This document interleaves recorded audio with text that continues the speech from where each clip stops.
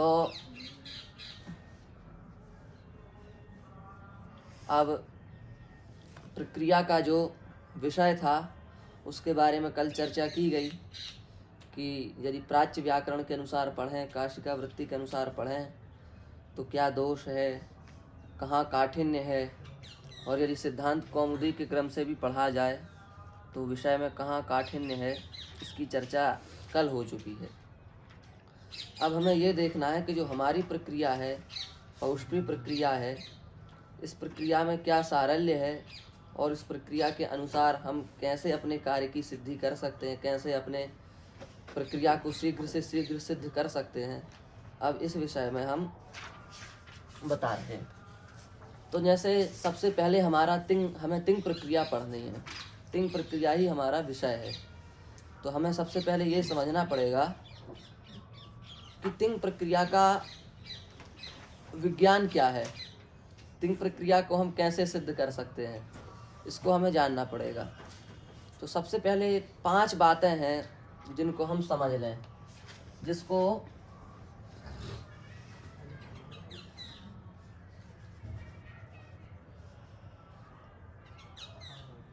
पंचोपांग कहा जाता है। ये तिंग प्रक्रिया को सिद्ध करने की नींव है। यदि हमें ये पंचोपांग आते हैं तो ये समझ लीजिए कि हमारा तिंग सिद्ध ही है। आप कहेंगे पंचोपांग क्या होते हैं? 5 उपांग, 5 प्रकरण, तिंग को बनाने के लिए 5 सीढ़ियां, 5 सोपान, जिनसे तिंग सिद्ध हो सकता है। देखो, जो अपना तिंग है उसमें केवल इतना है कि धातु से हम प्रत्ययों को जोड़ सकें। तिंग प्रत्यय है, धातु से हम तिंग प्रत्ययों को जोड़ेंगे तो हमारे सामने रूप सिद्ध होंगे। वे रूप वर्तमान कालिक भी हो सकते हैं, भूतकालिक भी होंगे और भविष्यत्कालिक भी हो सकते हैं। किसी भी क्रिया को किसी भी काल में प्रयोग करना, इसी का नाम है तिंग। हमने कहा रामः पठति, ये वर्तमान कालिक क्रिया है, पठ धातु का प्रयोग। और हमने कहा बंदर है, रामा पठति, राम पढ़ता है, तो ये वर्तमान कालिक क्रिया का प्रयोग है। और रामा पठिष्यति, राम पढ़ेगा, तो ये भविष्यत काल का क्रिया का प्रयोग है। तो लकार वही है, लकार बदलते जा रहे हैं, क्रिया वही है।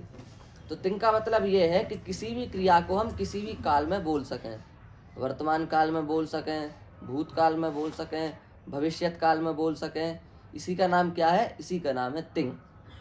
तो इसको सिद्ध करने के लिए हमें पंचोपांग बनाना पड़ेगा, 5 बातें जाननी पड़ेंगी। तिंग में 2 चीजों की मुख्यता है, एक तो धातु, धातु के बाद आने वाला प्रत्यय, और धातु प्रत्यय के बीच में बैठने वाला विकरण। सार्वधातुक, उसके हिसाब से भी कर रहे हैं।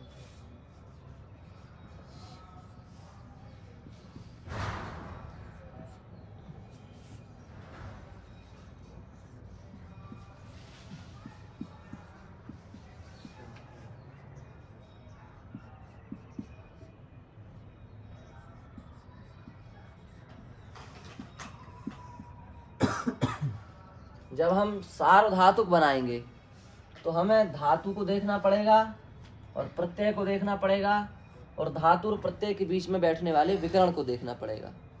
और जब हम आर्धातुक बनाएंगे तो हमें धातु को देखना पड़ेगा, प्रत्यय को देखना पड़ेगा और धातु और प्रत्यय के बीच में बैठने वाला जो इट है, इट, इसको देखना पड़ेगा। यही है सार्वधातुक और यही है आर्धातुक, ऐसी बात है। तो पंचोपांग में क्या होता है, सबसे पहले हमें इस बात का विचार करना पड़ता है कि हमारी जो धातु पाठ में 1930 धातुएं हैं, इनमें से कितनी धातुएं ऐसी हैं जो परिवर्तनशील हैं, जो बदल जाती हैं। कुछ धातुएं सार्वधातुक में बदल जाती हैं, कुछ धातुएं आर्धातुक में आकर के बदल जाती हैं। तो हमें ये जानना पड़ेगा कि सार्वधातुक में ऐसी कितनी धातुएं हैं जो प्रत्यय को देख जो बदल सकती हैं, सार्वधातुक प्रत्यय को देख करके बदल जाती हैं। और आर्धातुक में ऐसी कितनी धातुएं हैं जो आर्धातुक प्रत्यय को देख करके बदल जाती हैं। इसका मोटा मोटा अर्थ यह है कि धातु का परिवर्तन, ऐसी कितनी धातुएं कुल धातु पाठ में है जो बदल जाती हैं, इसको सबसे पहले हमें जानना चाहिए।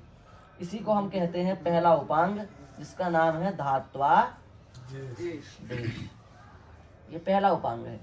इसको पढ़ करके हमें इस बात का ज्ञान हो जाएगा कि पूरे धातु पाठ में कुल कितनी धातुएं हैं जिनका रूप बदल जाता है। जैसे हमने धातु लिखी चक्ष, वो बन जाती है ख्या, बन जाती है। हमने लिखा दंश, ये बन जाती है दश। तो परिवर्तन हो गया। मूलतः धातु धातु पाठ में ये है और इसका रूप हो गया ये। धातु पाठ में धातु ये है, इसका रूप हो गया ये। तो धातु का जो परिवर्तन है, धातु का जो रूप बदल गया, इसी का नाम है धात्वादेश। तो सबसे पहले हमें समझना पड़ेगा कि पूरी धातु पाठ में कुल कितनी धातुएं हैं जो अपना रूप बदल देती हैं प्रत्यय को देख करके, चाहे सार्वधातुक प्रत्यय को देख करके बदलती हो, चाहे आर्धातुक प्रत्यय को देख करके बदलती हो। तो इससे हमें इस बात का ज्ञान हो जाएगा कि धातुओं का परिवर्तन, कुल कितनी धातुएं जिनका परिवर्तन हो जाता है। तो हम धातुओं की ओर से निर्भ्रांत हो जाएंगे। फिर हमें इस बात का विचार नहीं करना पड़ेगा कि चक्ष ख्या कैसे बन गई, दंश दस कैसे बन गई। हमें पूरा एक क्रम से ज्ञान हो जाएगा कि कुल इतनी धातुएं हैं जो बदलती हैं। यदि हमारे सामने वो धातु आ गई तो हम उसका रूप बदल देंगे। यदि उसके अलावा कोई भी धातु आ गई तो फिर उसके विषय में हमें भ्रम नहीं रहेगा कि इसको हम बदलें कि ना बदलें। इसका एक प्रकरण है जिसको कहते हैं धात्वादेश। आ गई बात समझ में धात्वादेश की? ये पहला उपांग है। पहला उपांग क्या हुआ? धात्वादेश। दूसरा उपांग है हमारा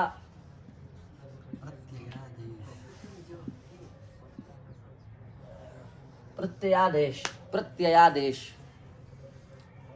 जैसे हम धातु का रूप परिवर्तन करते हैं ऐसे ही प्रत्ययों का भी रूप परिवर्तन हो जाता है।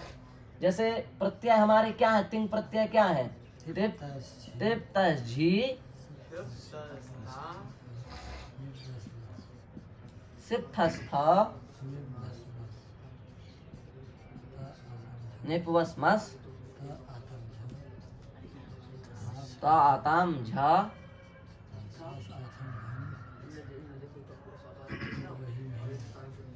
ध्वम,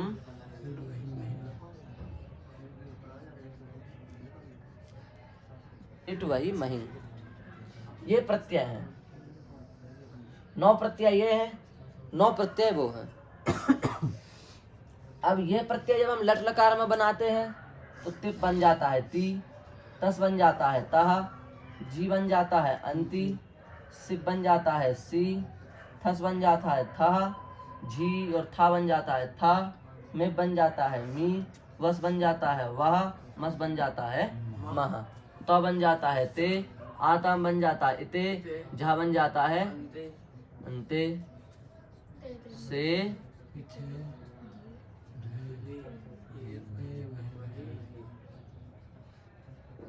नहीं। ये प्रत्यय ये बन जाते हैं। ऐसे ही लोट लकार के जब प्रत्यय बनाएंगे तो ये फिर बदल जाएंगे। जब लंग लकार के प्रत्यय बनाएंगे तो ये फिर बदल जाएंगे। जब विधिलिंग के प्रत्यय बनाएंगे तो ये पुनः बदल जाएंगे। 4 सार्वधातुक लगा, लट लोट लंग विधिलिंग, तो ये चारों में रहेंगे तो यही पर बदल प्रत्यय जाएंगे। मूलतः प्रत्यय तो तिप तस जी सिप थस था मिप वस मस यही रहेंगे, पर लकार के अनुसार वो अपना स्वरूप बदल देंगे। तो ऐसे कितने प्रत्यय हैं, माने ये प्रत्यय किस किस लकार में क्या क्या किस किस प्रकार से अपना रूप परिवर्तन करते हैं, इसी के ज्ञान का नाम है प्रत्यादेश। लट लकार में 30 टिप से हमने ती बना दिया, कैसे बना? तस से ता बना दिया, कैसे बना? झी से अंति बना दिया, कैसे बना? त से ते बना दिया, कैसे बना? आताम से इते बना दिया, कैसे बना? झा से अंते बना दिया, कैसे बना? इसके ज्ञान का नाम क्या है? प्रत्यादेश। तो हमें एक साथ प्रत्यादेश चारों लकारों का पढ़ लेना है। जैसे सार्वधातुक 4 लकार हैं तो चारों का प्रत्यादेश पढ़ लिया। ऐसे आर्धातुक में गए तो लुट का प्रत्यादेश पढ़ लिया, लृट का प्रत्यादेश पढ़ लिया। तो इस प्रकार से प्रत्यादेश के माध्यम से हम सारे जितने प्रत्यय तिंग में बदलते हैं उन सबको समझ सकते हैं। तो अब हमने धातु का परिवर्तन समझ लिया और प्रत्यय का परिवर्तन समझ लिया, दो बातें ठीक ठीक समझ ली। अब ना हमें धातुओं में किसी प्रकार की कोई शंका है, ना प्रत्ययों में किसी प्रकार की कोई शंका है। दो बातें हमारी पूर्ण रूप से पक्की हो चुकी हैं।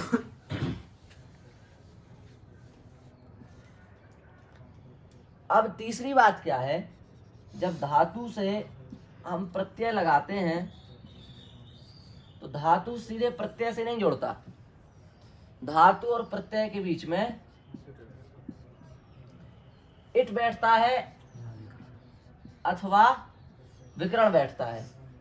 यदि आर्धातुक है तो इट बैठता है, सार्वधातुक है तो विकरण बैठता है, सार्वधातुक है तो विकरण बैठता है।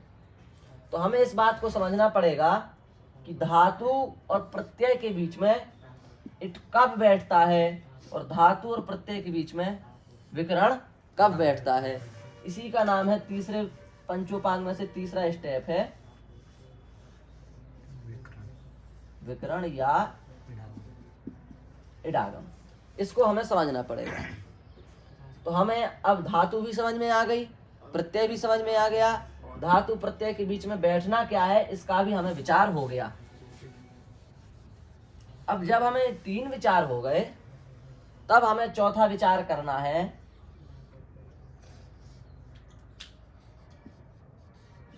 अतिदेश का। अतिदेश माने हमारा प्रत्यय जैसा था वैसा ही है अथवा उसके स्वरूप में किंचित परिवर्तन हुआ है, इसी का नाम है अतिदेश। इसकी व्याख्या विस्तार से करेंगे आगे जब अतिदेश पढ़ाएंगे, पर अभी मूलतः यही समझिए कि प्रत्यय जैसा है वो उसी रूप में है अथवा उसके रूप में परिवर्तन हुआ है, इसी का नाम है अतिदेश। और फिर अंतिम में है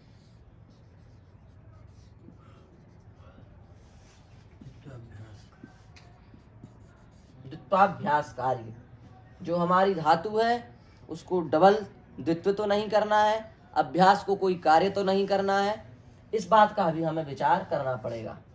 अब हमने इन पांच बातों का विचार कर लिया तो अब हमें न धातु में शंका, न प्रत्यय में कोई शंका है, न धातु प्रत्यय के बीच में विकरण में कोई भी शंका है, और न अतिदेश में शंका, न द्वित्वाभ्यास कार्य में शंका है। अब हमें पांच काम करने के बाद में दो चरण और चल रहे हैं, जिसका नाम है, पहले चरण का नाम है अंग कार्य, दूसरे चरण का नाम है संधि। द्वित्वाभ्यास सार्वधातुक में भी होगा। अंग कार्य और संधि। तो अंग कार्य का मतलब सीधा सीधा ये है, अभी ये समझिए कि जैसे हम गुण करते हैं धातु को, भू भवती बनाते हैं तो भू में ऊ को ओ हो गया, इसका नाम है अंग कार्य, है कि नहीं।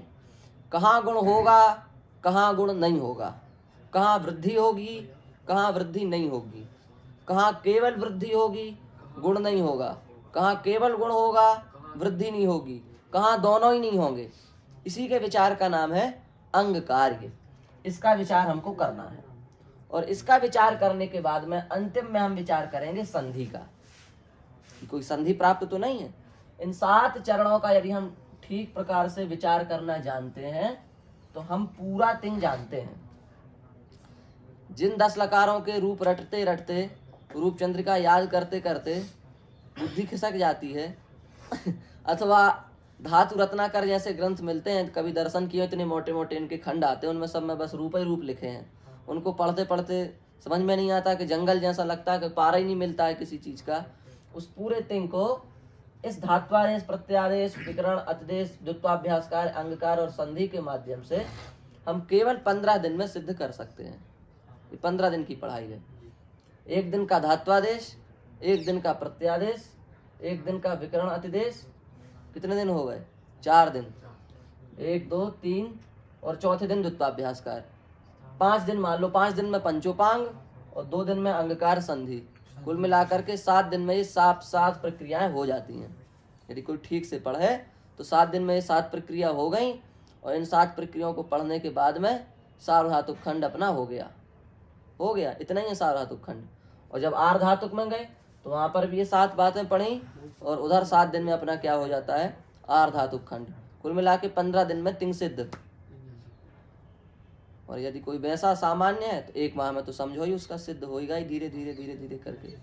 तो जिस तिंग को पढ़ने कई साल पढ़ने के बाद भी निर्भ्रांत नहीं हो पाते, वो तिंग बिल्कुल निर्भ्रांत गति से धावन निमील्य वानेत्रे न स्खलेन न पते दिया, आंख मीच के दौड़ो, न कहीं गिरने का डर है न कहीं फिसलने का डर है।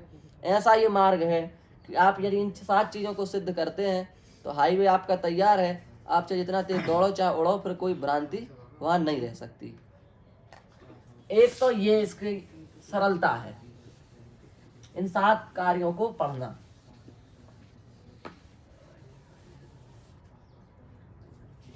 दूसरा, जैसे हम इडागम पढ़ते हैं, जैसे हमने सबसे पहले धातु से हमको प्रत्यय लगाना है। एक इस क्रम को भी आप थोड़ा समझ लो, अच्छा रहेगा। हमने कोई भी धातु ली और उससे हमें प्रत्यय लगाना है, तो हमें चलना कैसे है। सबसे पहले हमें धातु संज्ञा करनी है। ये पाणिनि जी का क्रम है, पाणिनि जी का जो हार्द है वो यही है। सबसे पहले हमें क्या करनी है, धातु संज्ञा करनी है। आपको बता चुके हैं हम कि धातु संज्ञा करने वाले कितने सूत्र हैं, 2। एक भुवादयो धातवः, एक सनाद्यंता धातवः। 1 3 1 भुवादयो धातवः और सनाद्यंता धातुवः होगा 3 1 32। देखो अष्टाध्यायी 32 33 क्या है, 32 3 1 32 क्या है, सनाद्यंता धातुवः। 1 3 1 भुवादयो धातवः, 3 1 32 सनाद्यंता धातुवः। बात समझ गए। इनसे होगी धातु संज्ञा। तो आपके सामने धातु आई तो सबसे पहले आपको उसकी धातु संज्ञा करनी है। जैसे आपकी भू है, सबसे पहले भू सत्तायाम, भू धातु है, तो अब इसकी आपको सर्वप्रथम धातु संज्ञा करनी पड़ेगी। इसका नाम रखना पड़ेगा कि ये धातु है। हो गया प्रथम काम। सबसे पहले हमारा काम है हमें धातु संज्ञा करना है। धातु संज्ञा करने के बाद में दूसरे नंबर पर हमें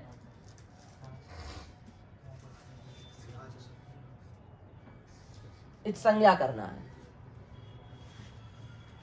अब सिद्धांत कौमुदी में इत संज्ञा के 8 सूत्र 8 जगह हैं। उपदेश अनुनासिक कहाँ है, अचसंधि में है। हलंत्यम संज्ञा प्रकरण में है। न विभक्त तुष्माह अपना उसमें अजंत पुल्लिंग में है, शायद है अजंत पुल्लिंग में है। आदि टू डबा भुआदि वगैरह में है, 10 गण में है। और चुटू अपना यही सुबंत में है, लसक को तद्धित यहाँ। तो इस प्रकार से 8 सूत्र 8 जगह हैं। तो व्यक्ति का विचार ही नहीं हो पाता है कि संज्ञा के कितने सूत्र हैं कुल पूरी सिद्धांत में, और वो इत संज्ञा कर भी नहीं पाता क्योंकि उसको पता ही नहीं है कि ये इत संज्ञा के सूत्र हैं। और यहाँ पर छोटे छोटे 8 8 10 10 12 12 साल के बच्चे ठीक ठीक इत संज्ञा कर देते हैं, क्योंकि इत संज्ञा जो है वो अष्टाध्यायी में 1 चल रही है, इसमें इनकम हो गई 1 3 2 से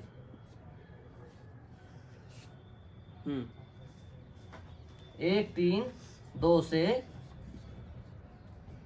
1 3 कहाँ तक 8 तक मान लो आप, है ना, 8 तक है ना। सूत्र देखना अष्टाध्यायी में 1 3 8 क्या सूत्र है, 8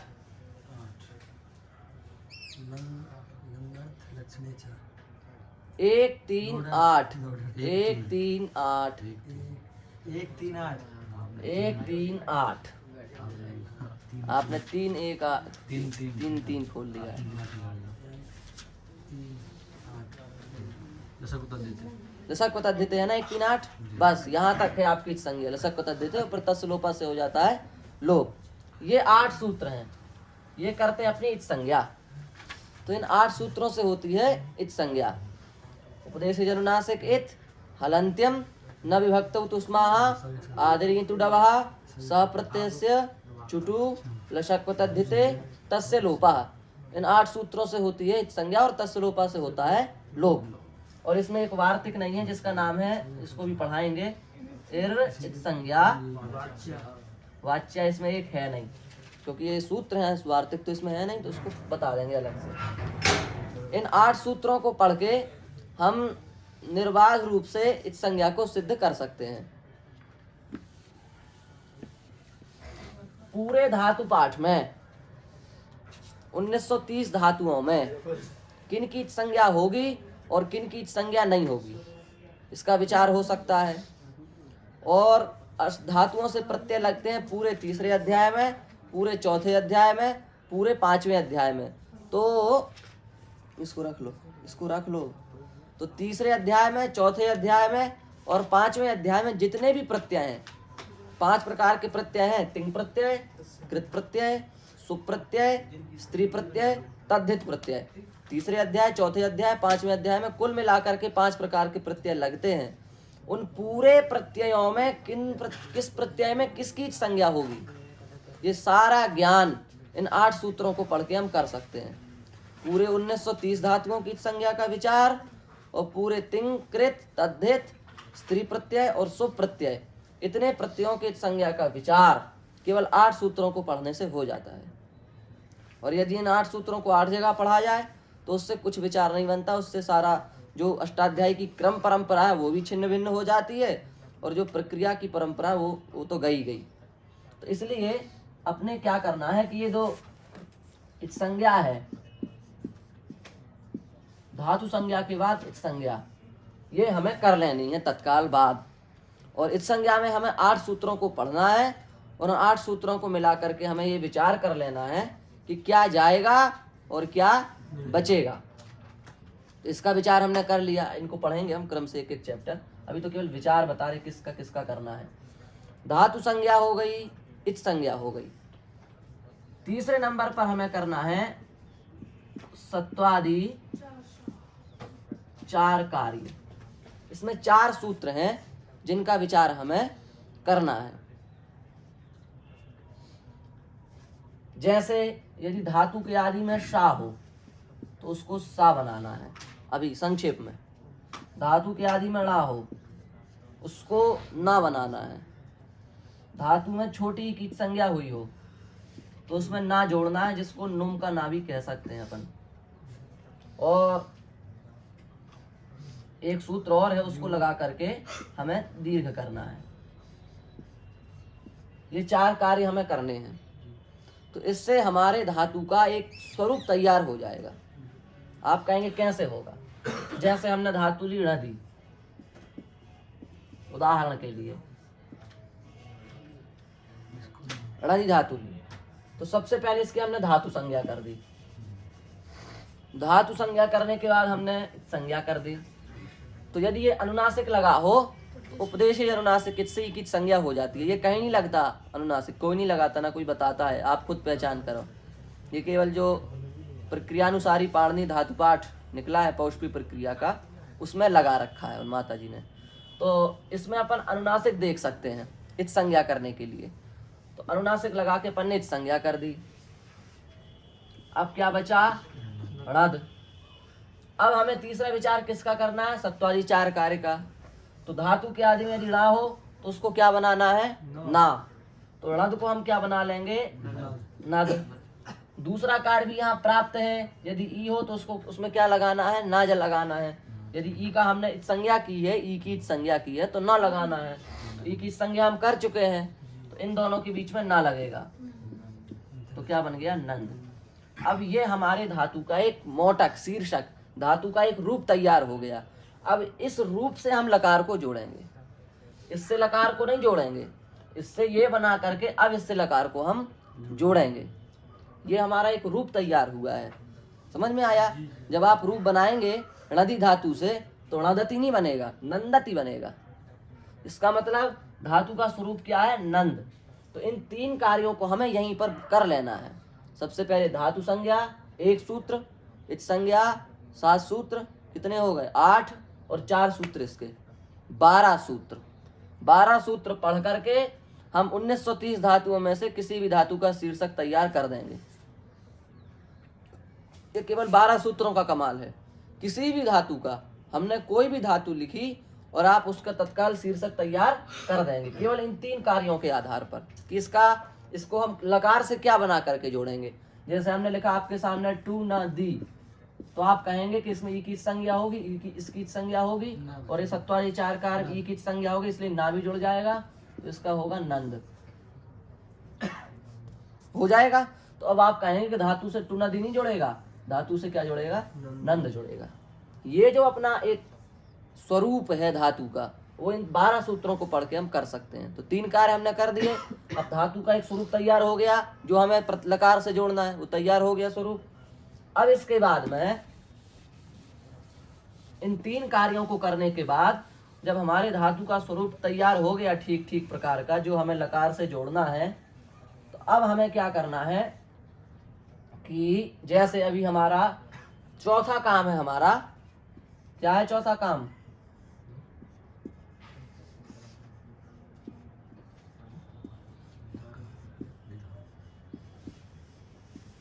लकार विधान। हमें धातु से लकार लगानी है।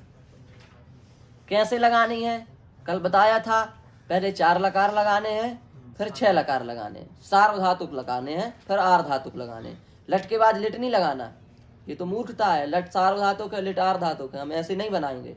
हम लट के बाद लोट बनाएंगे, लोट के बाद लंग बनाएंगे, लंग के बाद विधिलिंग बनाएंगे, उसके बाद आर्धातुक लकारों को एक साथ लगाएंगे।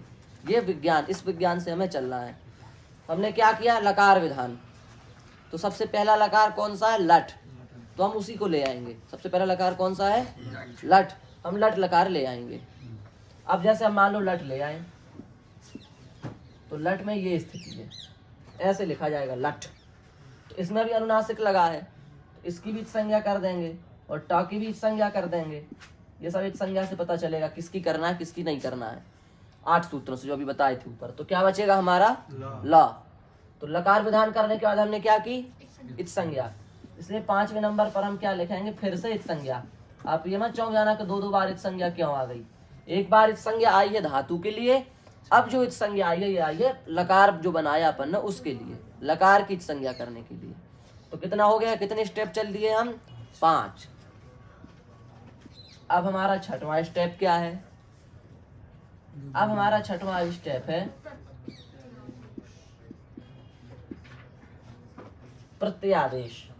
जो हमारा ये लकार का ला बचा है, इसके स्थान पर हम प्रत्यय लाएंगे। कौन से प्रत्यय, जो तिंग 18 लिखाए थे अभी, उन 18 तिंग में से कोई सबसे पहला प्रत्यय कौन सा है, तिप, उसको ले आएंगे। और तिप के स्थान पर भी प्रत्यादेश करके क्या रूप लिखा था हमने, ती, उस ती को ले आएंगे हम। यहां तक हम चले आए, ध्यान आया। 3 संस्कार धातु के किए, 3 संस्कार प्रत्यय के करने हैं। धातु के कौन कौन से संस्कार किए, धातु संज्ञा, इत संज्ञा, सत्वादि 4 कार्य। और प्रत्यय के 3 कार्य, प्रत्यय के 3 संस्कार कौन से हैं, लकार विधान, इत संज्ञा, प्रत्यादेश। कुल मिला के कितने चरण हो गए, 6। 3 धातु के, 3 प्रत्यय के, 6 चरण हो गए। अब 7वें चरण में हमें इस प्रत्यय की पहचान करनी है। ये प्रत्यय क्या है, प्रत्यय कैसा प्रत्यय है, सार्वधातुक प्रत्यय है कि आर्धातुक प्रत्यय है। तो यदि 4 लकारों के स्थान पर आया है तो सार्वधातुक है, 6 लकारों के स्थान पर आया है तो आर्धातुक है। तो हमें अभी पता चला कि लट लकार के स्थान पर ती आया है। तो लट क्या है, 4 लकारों के अंदर आता है ना, लट, लोट, लंग, ये 4 सार्वधातुक हैं। ये 4 क्या है, सार्वधातुक हैं।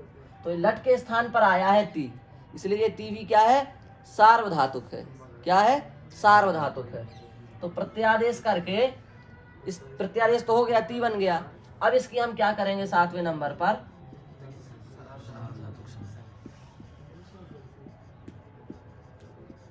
सार्वधातुक संज्ञा। सार्वधातुक संज्ञा हो गई। सार्वधातुक संज्ञा करने के बाद में 8वां चरण होगा हमारा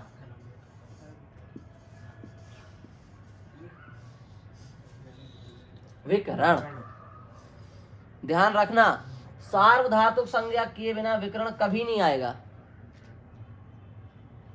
क्योंकि सार्वधातुक में ही विकरण लगाए जाते हैं। याद ध्यान में आई बात? विकरण केवल सार्वधातुक में लगेगा, आर्धातुक में कभी नहीं लगेगा। और विकरण का निर्धारण करने के लिए ही गण बनाए हैं, और गण बनाने का कोई दूसरा प्रयोजन भी नहीं है। इसलिए विकरण का निर्णय तब करेंगे जब हम सार्वधातुक संज्ञा इसकी कर देंगे। उसके बाद किसका निर्णय होगा? विकरण का। जब तक विकरण को ये पता नहीं चलेगा कि प्रत्यय सार्वधातुक है कि आर्धातुक है, तब तक आ ही नहीं सकता विकरण यहाँ पर। जब तक उसको पक्का क्लियर बताएंगे नहीं अपन कि यहाँ पर प्रत्यय कैसा है, तब तक विकरण के आने का कोई फायदा नहीं है। और जब हमें पता चल गया कि विकरण सार्वधातुक है प्रत्यय, तत्काल विकरण लग जाएगा। और यदि हमने कह दिया प्रत्यय आर्धातुक है, विकरण तत्काल लौट जाएगा, उसका कोई काम नहीं है। तो विकरण लगाने हैं। तो अब हमने कल भी बताया था कि विकरण 7 हैं, कैसे लगाएं? तो इसके लिए भगवान पाणिनि ने बुद्धिमानी करके बुद्धिमत्ता से अपनी गण बना दिए। कितने गण बना दिए? 10 गण बना दिए। और 10 गणों में इन धातुओं को रख दिया, और इन धातुओं के क्या बांट दिए? विकरण। भाई इतनी धातु में ये विकरण ले लो, इतनी धातु में ये विकरण ले लो, इतनी धातु में ये विकरण ले लो। तो अब गण क्यों बनाने पड़ गए भगवान पाणिनि को? क्योंकि गण ना बनाते तो विकरण का निर्णय नहीं हो सकता था। कैसे लगाते?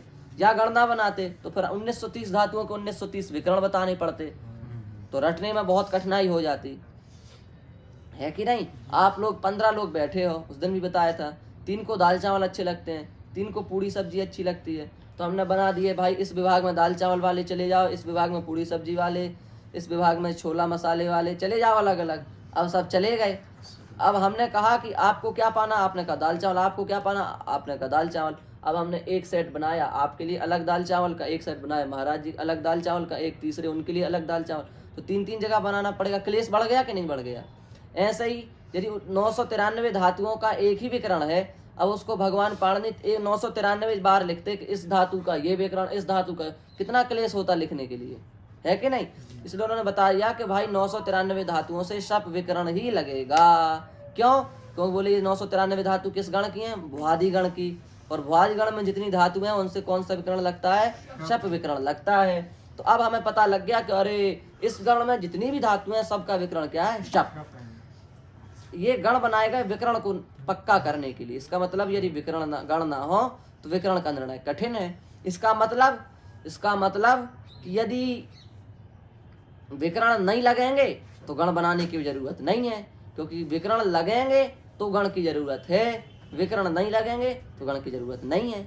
आप सबकी एक पसंद है भोजन की, तो हम मूर्ख हैं कि हम अलग अलग विभाग बनाएंगे जबरदस्ती में ही?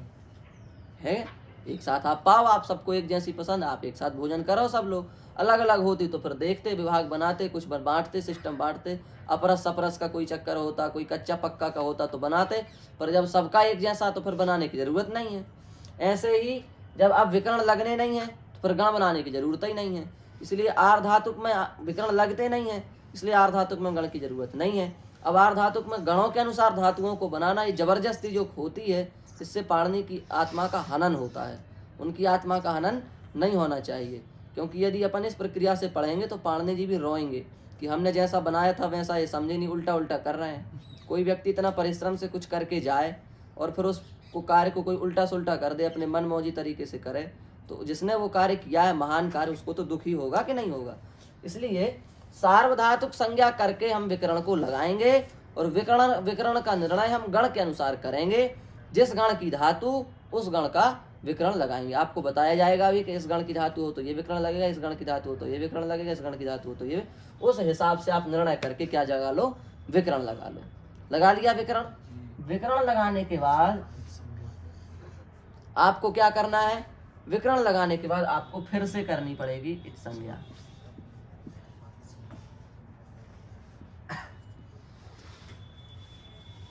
इत संज्ञा भी नया कार्य कुछ भी करते हैं, हाँ, इत संज्ञा देखनी पड़ेगी। अब अपना जो विकरण है ना, वो बहुत बड़ा, जो अपनी इत संज्ञा है, ये बहुत बड़ा विज्ञान है।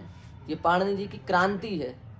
विकरण लगा करके, वो इत संज्ञा करके वो बहुत महान कार्य सिद्ध करते हैं। अपन को लगता है कि इन्होंने हटाने ही थे तो फिर लगाए क्यों? वो हटाने के लिए लगाए इसलिए, भले ही वो हटने हैं, पर वो हटने के साथ साथ बहुत बड़ा काम सिद्ध कर जाते हैं। जो स्वर लगते हैं वेदों में, या किसी भी ग्रंथ में जो स्वर लगाए जाते हैं किसी भी शाखा वगैरह में, उन सारे स्वरों का निर्णय इन अनुबंधों के आधार पर होता है। चित स्वरितम, चौ की संज्ञा होगी तो स्वरित हो जाएगा। अनुदात्तौ सुप्पितौ, पा की संज्ञा होगी तो क्या माना जाएगा, उसको अनुदात्त माना जाएगा। समझ में आया? तो जैसे हम करेंगे विकरण, अभी शप, शप विकरण लगाएंगे तो पा की संज्ञा हो गई, तो पा की संज्ञा होने से क्या हो गया, पित। क्या हो गया, पित। पित होने से अब शप धातु सब पर जब स्वर आएगा तो कैसा स्वर आएगा, अनुदात्त। तो अनुदात्त का चिन्ह क्या है, अनुदात्त का चिन्ह ये नीचे जो स्वर लगता है वो है अनुदात्त, और ऊपर जो लगता है ये है स्वरित, और खाली जो अक्षर रहते हैं वो है उदात्त। उदात्त पर स्वर नहीं होता और अनुदात्त पर नीचे होता है और स्वरित में ऊपर होता है। तो अब ये जो शप है ये पित हो गया, तो पित होने से क्या माना जाएगा, अनुदात्त। तो अब अनुदात्त होने से इस पर स्वर नहीं लगेगा। तो अब यदि अनुबंध नहीं लगाया होता तो ये अनुदात्त है कि उदात्त है कि स्वरित है, इसका निर्णय कर पाते आप? नहीं कर पाते। इसलिए ये मत सोचना कि संज्ञा जब हटाना था तो फिर लाए क्यों, वो हटता है, हटने के साथ साथ पूरा स्वर सिद्ध करके चला जाता है। और स्वर एक ऐसा विज्ञान है कि हजारों वर्षों से वेद चल रहा है। जैसे अक्षर वेद में लिखे गए थे वैसे ही अक्षर आज भी लिखे चले आ रहे हैं। उसका मूल कारण है स्वर। स्वर एक रस्सी है और उस रस्सी में बांध दिया जाता है शब्दों को, और जब उस रस्सी से बंध जाते हैं शब्द तो फिर उनमें अपने आप आगे पीछे होने की शक्ति नहीं बचती है। यदि स्वर से किसी शब्द शास्त्र को बांध दिया जाए तो फिर उस शास्त्र में कभी भी किसी भी प्रकार की विकृति नहीं आ पाएगी, क्योंकि जैसे ही आप विकृति थोड़ा भी करने का प्रयास करेंगे तत्काल स्वर का सिस्टम बिगड़ जाएगा। तो इसलिए स्वर लगाए जाते हैं, और स्वरों में सबसे महत्वपूर्ण भूमिका जो है वो इन्हीं अनुबंधों की होती है, जिनको अपन इस संज्ञा करके फालतू समझ के हटा देते हैं, भगा देते हैं। ये बहुत महत्वपूर्ण भूमिका निभाते हैं। तो इसलिए अपन को फिर से क्या करनी पड़ेगी, इस संज्ञा करनी पड़ी। इस संज्ञा करके अब अपना विकरण जो है वो मूल स्वरूप में आ जाएगा। जिस स्वरूप में भी होगा उस स्वरूप में आ जाएगा। जैसे शप है तो शप में पाकित संज्ञा होगी, शाकित संज्ञा होगी, आ बचेगा। तो अब ये विकरण अपने मूल स्वरूप में आ गया। ठीक है। इस संज्ञा करने के बाद में 10वें नंबर पर हमें करना है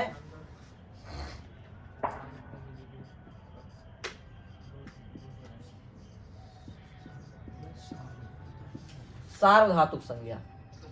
अभी तो हमने की थी प्रत्यय की सार्वधातुक संज्ञा, अब प्रत्यय के बीच में क्या बैठ गया, विकरण। इसकी भी हमें क्या करनी पड़ेगी, दोबारा से सार्वधातुक संज्ञा करनी पड़ेगी। समझ गए? तभी तो गुण होगा सार्वधातुक का अर्धातुक।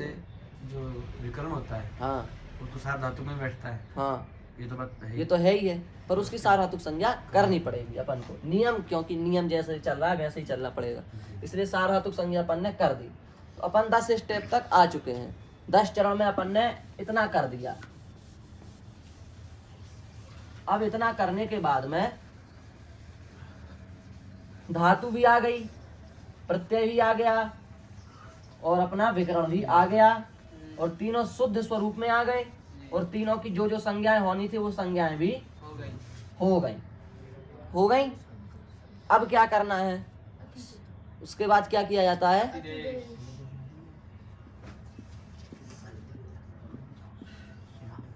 अतिदेश, जो पंचोपांग के अंदर अभी आ गया है।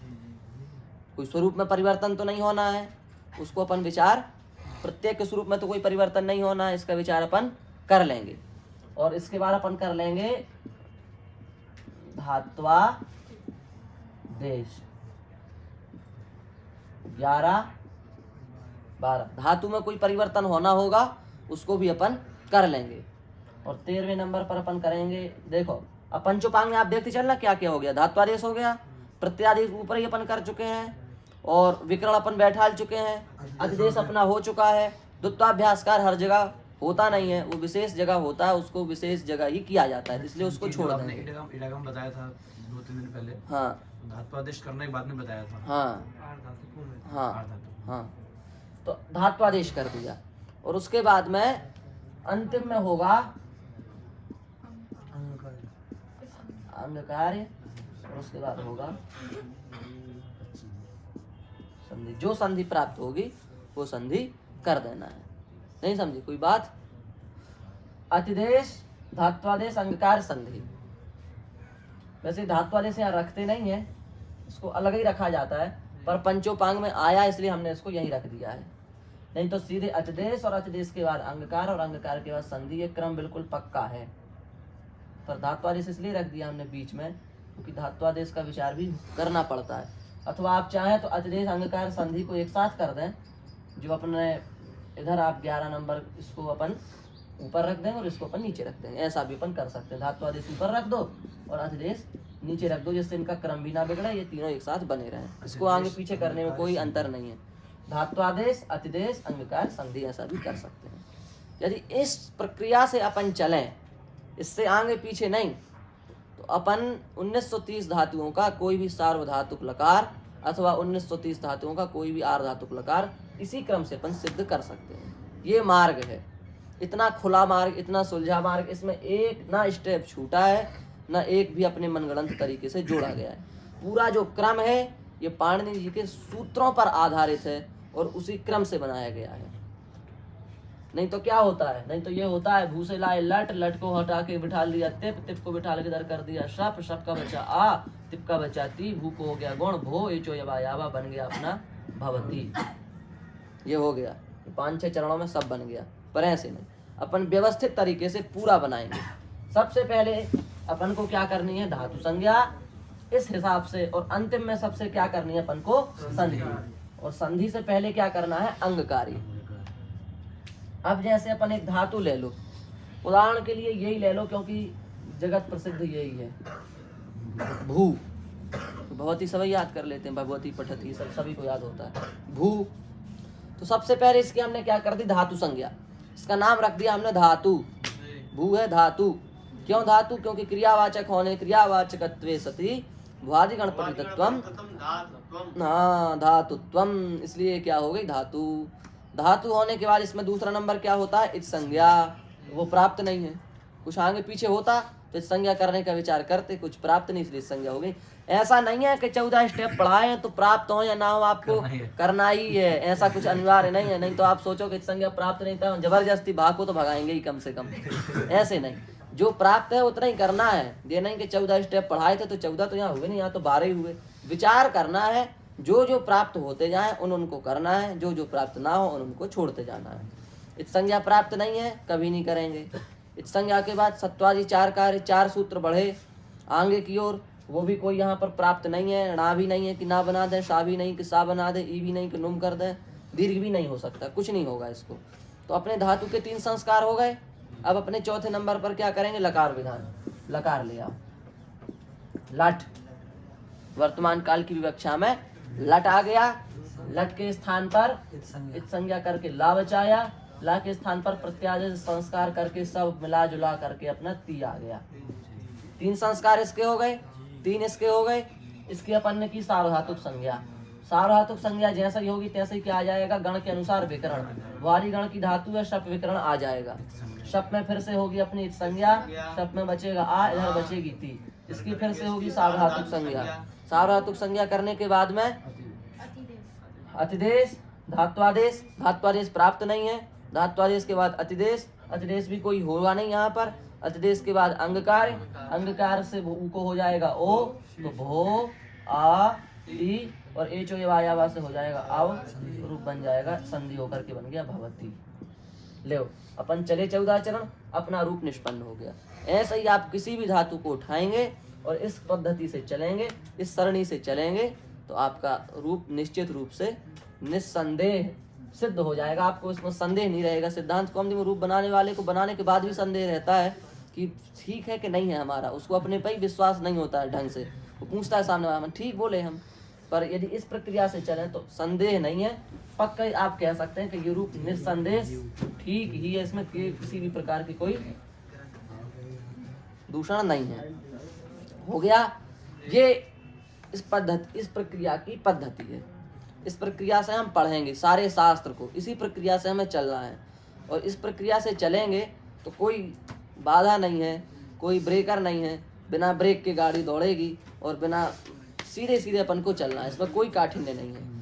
अपनी हर प्रक्रिया का तिंग प्रक्रिया में भी अपन ने पंचोपांग किए, अंगकार किए, संधि किए, तिंग प्रक्रिया बन गई। ऐसे ही कृत प्रक्रिया है, ऐसे ही हर प्रक्रिया का सारल्य है। अब अभी नहीं, जब जो प्रक्रिया पढ़ाएंगे तब उस प्रक्रिया का सारल्य उसके भूमिका में बता देंगे, क्योंकि अभी सब प्रक्रियाओं का सारल्य बताएंगे तो समय बहुत लगेगा। तो ये हो गया अपना विषय। तो अपने में धातु का परिवर्तन कर लिया, प्रत्यय का परिवर्तन कर लिया, धातु प्रत्यय के बीच में इडागम को बैठाल दिया, और इडागम को बैठालने के बाद में अपन क्या कर दिया, अपन ने अतिदेश अंगकार संधि करके जोड़ तंगोड़ के अपन ने सारी धातुएं सिद्ध कर ली। 4 लकार अपन पहले बना लेंगे। 4 लकार में अपन को केवल एक रूप बनाना है, शेष ती का बना लिया। ती के जैसे समानांतर चारों लकारों के रूप लगभग बनते हैं सार्वधातुक में। तो एक लकार में 18 होते हैं, और लोट में भी ऐसे ही 18 होंगे, और लंग में भी ऐसे ही 18 होंगे, और विधिलिंग में भी ऐसे ही 18 होंगे। तो मिला जुला करके कितने प्रत्यय हो जाते हैं, 72 हो जाते हैं, और वैसे 2 बढ़ जाते हैं, तो कुल मिला के कितने हो जाते हैं, 74 हो जाते हैं। तो अपन एक प्रत्यय बनाएंगे तो अपने 74 रूप बन जाएंगे। ये विज्ञान है, विज्ञान देखते चलो। एक बनाएंगे 74 बन जाएंगे, और एक बनाएंगे तो 74 बन जाएंगे। ये तो हुई एक धातु। अब उस धातु के समानांतर जितनी धातुएं हैं, 10 हैं, 20 हैं, 100 हैं, मान लो 100 धातुएं हैं, और 100 धातुओं के 74 रूप अपन ने बनाए, गुणा करके खुद समझ लेना हजारों रूप अपने बैठे बैठे बन गए, एक जैसे, एक को बनाने से। ये अपनी प्रक्रिया के विज्ञान। और वहाँ पर क्या है, भवती भवता भवंती भवसी भवता भवत, ये याद करो। उसके बाद बभूव बभूवतु बभूवु, वो याद करो। फिर भविता सार्वधातुक से आर्धातुक, आर्धातुक से सार्वधातुक, कुल मिला के कुछ नहीं, 0। घूम फिर के गाड़ी आई और वहीं की वहीं खड़ी हो गई।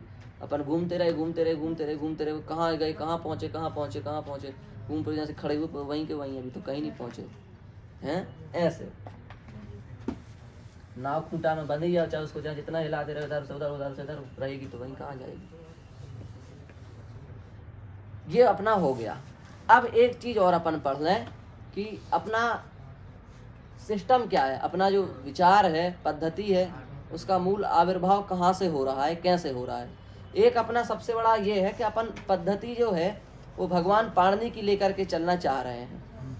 हमने उस दिन कल भी बताया था, लक्षणिक चक्षुष्क होकर के हमें चलना है। सूत्र जो है वो आधे अर्थ को प्रकाशित होकर के नष्ट ना हो, वो अपने पूर्ण हार्द को प्रकाशित करे, और हार्द को प्रकाशित करने के साथ साथ प्रक्रिया का भी पूरा प्रकाश कर सके। क्या हो गया, प्रक्रिया का भी प्रकाश हो सके, ऐसा करने का विचार है। क्योंकि सूत्र आया, भगवान पाणिनि ने बनाया, कितना चिंतन करके बनाया होगा, उस सूत्र को रखा, और उस सूत्र के बारे में कहा गया कि वर्णे नानप्यर्थ के न भवितव्यम किम पुनरिता सूत्रेण। महाभाष्य में कहा गया है भगवान पाणिनि की एक मात्रा भी ऐसी नहीं है जिसको हम काट सकें, एक अनुस्वार भी ऐसा नहीं है जिसको हम चाहें तो हटा सकें, एक विसर्ग भी ऐसा नहीं जिसको चाहें तो हम ये कह सकें कि इसको हम हटा रहे हैं, नहीं कर सकते। किम पुनरिता सूत्रेण, फिर सूत्र के व्यर्थ होने की बात तो बहुत दूसरी है। सूत्र व्यर्थ होना तो बहुत फालतू बात है, बहुत विशेष बात है। यहाँ तो आधी मात्रा भी काट नहीं सकते अपन। वामन जयादित्य ने अपनी काशिका में कहा है कि महती विचित्रा शैली वर्तते भगवता पाणि, ऐसे ही कुछ कहा है, अभी याद नहीं है, पाणिनि है। भगवान पाणिनि की सूत्र बनाने की जो पद्धति है बहुत महत्वपूर्ण है, बहुत प्रमाणीभूता आचार्य प्रातः काले अपने हाथ में दर्भ लेकर के, कुशा लेकर के सूत्रों को बनाते थे। ये भगवान पाणिनि जी की शैली, इतने ब्रह्म मुहूर्त में वो बना, इसलिए तो कहते हैं ऊकालो ह्रस्व दीर्घ प्लुता। वहाँ जो ऊकाल ऊकाल जो करते हैं, वहाँ बताते हैं ना कि कुक्कुट रुदानुकरणा, 4 बजे मुर्गा बोल रहा था, वही सुन के पाणिनि जी ने लिख दिया है, ऐसे कहते हैं। इसका मतलब वो उतने बजे लिखने बैठ जाते थे, और वो जब लिखते थे तो अपने जैसे उनकी सामान्य दृष्टि नहीं थी कि उन्हें दिखा ओ भवती आ गया और पठती आ गया, ऐसे उनकी दृष्टि नहीं। उन्हें एक कालावच्छेदेन लौकिक वैदिक सारे शब्द उनके नेत्रों के सामने झूलते थे, सारे पुराणों के, सारे इतिहास के, सारे वेदों के, और जितना भी शाखा प्रशाखा जितना जो कुछ है, सारा वैदिक और लौकिक शब्द वांग्मय उनके दृष्टिगोचर होता था, केंद्रित होता था, उनके नेत्रों के सामने झूलता था। और वो सारे शब्दों को एक साथ देखते थे, और एक साथ देख करके जितने शब्द उनसे बटोरते बने उतने एक सूत्र में बटोरे, और जो 1-2 अपवाद के रूप में उनको मिले उसमें उन्होंने अलग अलग सूत्र दे करके उनको बना दिया। अंगकार में उन्होंने बताया सामान्य रूप से आ को ई कर दो भाई। अब जैसे उनको मिल गया, कुछ अपवाद मिल गया, जहाँ धातु मिल गई अपवाद में, दरिद्रा धातु मिल गई, उसमें उन्होंने विशेष सूत्र बना के बता दिया कि जहाँ को ये कर दो, दरिद्रा को ये कर दो, शेष धातु में आ को ई कर दो। इसका मतलब उनके सामने सभी आकारांत धातुओं के साथ साथ ये धातु भी आई और उन्होंने सभी आकारांत धातुओं के आ को ई कर दिया और जहां दरिद्रा को निकाल करके बता दिया कि इनको ई नहीं करना, इनको ये करना है। इससे क्या, उनके सामने एक काला बच्छेदे सारे शब्द आ जाते थे और वो उसको देख करके सूत्र को बनाते थे। समझ में बात आई? अब इतने प्रमाणीभूत आचार्य इतना परिश्रम करके प्रातः काल की वेला में जब कुछ लिखें और फिर उन सूत्रों को हम पूरा ना पढ़ के उसके किसी अंश की व्याख्या करके उस सारे सूत्र को ऐसे ही एक प्रकार से व्यर्थ करके छोड़ दें, तो क्या इससे पाणिनि की आत्मा को प्रसन्नता होगी? नहीं हो सकती। इसलिए प्रक्रिया के साथ साथ सूत्र के किसी भी अंश को हम ना छोड़ें, ये विशेष ध्यान देने की बात है। प्रक्रिया तो आए, प्रक्रिया में दोष नहीं है, पर प्रक्रिया के साथ साथ पाणिनि जी के सूत्र का कोई भी पद, कोई भी अंश, कोई भी अक्षर ऐसा नहीं होना चाहिए जिसका हमें प्रमाण ना हो, जिसका हमारे पास उदाहरण ना हो। तो इसलिए हमें सूत्र के पूर्ण अर्थ को प्रकाशित करते हुए कार्य को करना है। जैसे तिंशित सार्वधातुकम सूत्र है। अब जब तक हम पूरे संसार के तिंग और पूरे संसार के शित उठा करके सार्वधातुक संज्ञा नहीं कर देते हैं, तब तक तिंशित सार्वधातुकम सूत्र अपूर्ण है, पूर्ण नहीं है। केवल इतना कह देने से कि तिंग और शित की सार्वधातुक संज्ञा होती है, बेटा तिंग हो और शित हो तो उसकी सार्वधातुक संज्ञा कर देना, इतने बस कह देने से सूत्र का अर्थ पूरा नहीं हो जाएगा। आपको बताना पड़ेगा कि दुनिया में कितने तिंग हैं जो सार्वधातुक हैं और दुनिया में कितने शित हैं वो सार्वधातुक हैं, और कहाँ कहाँ से हम वो शित लाए हैं, कहाँ कहाँ से तिंग लाए हैं। जब तक आप उसका पूरा प्रकाश एक साथ नहीं कर देंगे, तब तक तिंशित सार्वधातुकम सूत्र आपका पूरा नहीं है, वो आपका अधूरा है और वो आपको श्राप दे करके जाएगा। जब आप उसको लगा देंगे और उसको पूरा अर्थ करेंगे नहीं तो श्रापित करके जाएगा कि ले तो हमें आधा अधूरा छोड़ के जा रहे हो। ऐसा नहीं। इसलिए हमें तिंशित सार्वधातुकम जब पढ़ना है तो तिंशित सार्वधातुकम का पूरा व्याख्यान समझना है कि क्या तिंग है, क्या शित है, और जब हम पूरा तिंग और शित समझेंगे तब तिंशित सार्वधातुकम सूत्र का पूरा प्रकाश होगा और इसी क्रम से पाणिनि जी की आत्मा को प्रसन्नता मिलेगी। इसलिए लक्षणिक चक्षुष्क होकर के नहीं करना है, अपन माने लक्ष्यिक चक्षुष्क होकर के नहीं बनाना है। रूप तो बने पर वो सूत्र का पूरा अर्थ प्रकाशित करते हुए बने, इसलिए लक्षणिक चक्षुष्क होकर के हमें चलना है। जैसे हमने एक संज्ञा की तो उसमें 8 सूत्र हमने एक साथ पढ़ लिए, तो उसमें हमें पूरा का पूरा क्रम आ गया, एक सूत्र भी आगे पीछे नहीं करना पड़ा और पूरी की पूरी प्रक्रिया आ गई। इसी विज्ञान का नाम है लक्षणिक चक्षुष्क। इसी क्रम से हमें चलना है, ये इसकी सबसे बड़ी विशेषता है। सूत्र के अर्थ को पूरा प्रकाशित करना और सूत्र के अर्थ को पूरा प्रकाशित करने के साथ साथ प्रक्रिया को भी संपूर्ण प्रकाशित कर देना, इसी का नाम है पौष्पी प्रक्रिया। और अब हम इसका प्रारंभ कल से करेंगे, सार्वधातुक खंड कल से चालू करेंगे। ठीक।